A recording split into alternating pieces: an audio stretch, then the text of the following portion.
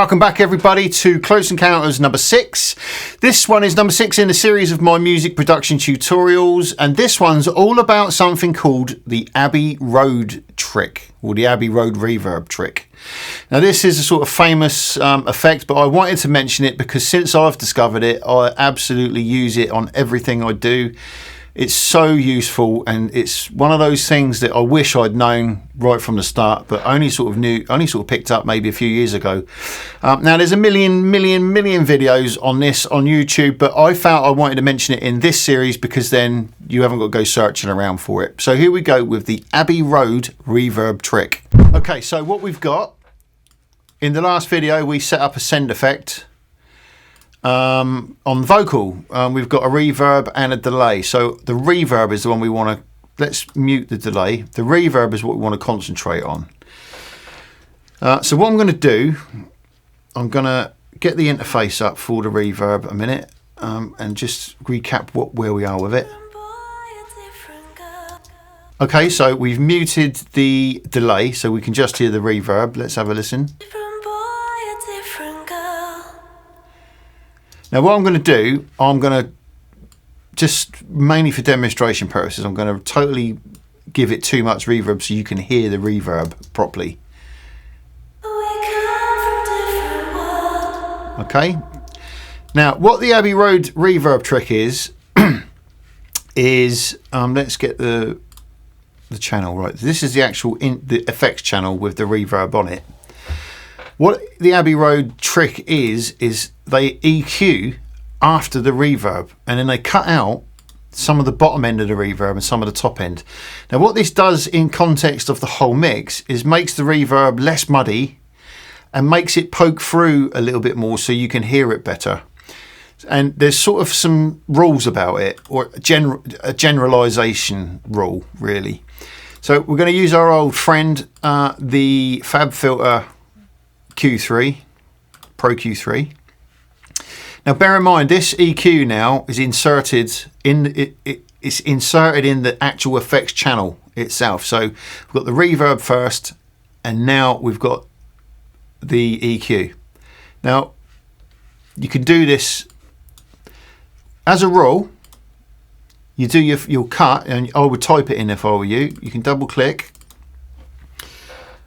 around about 500 to 600 hertz. So if I put 600, okay, and then the top we want to change to 10,000. No, that didn't work, did it? Select it, that's it, and then 10,000. So what you end up with is this cut. It's similar to what I've been saying, you know, with all the utility EQ, but this is just on the reverb. This is cutting out all the bottom end of the reverb and some of the tops as well, so you get this space where that's where the reverb is. So let's play it.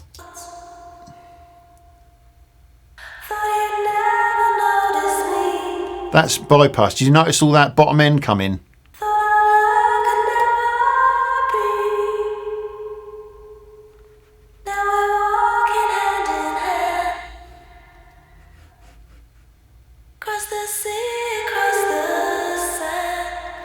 Now those two numbers that I showed you, 600 and 10,000, obviously guides. You can sweep up and down until you get it right.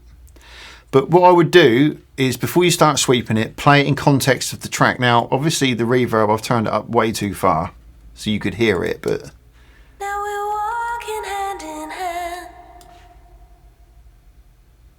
across the sea, across the sand, in the darkness of the night. So what it enables you to do is, because you've got less down here, which you're not going to use, less up here, it enables you to give it more reverb than you perhaps normally would have done, which in context of the whole mix makes the reverb poke out better without sounding muddy. Different boy, a different girl. Give it a bit more even. We come from different worlds. Thought you'd never notice me. So that's without. Thought our love could never be. Now we're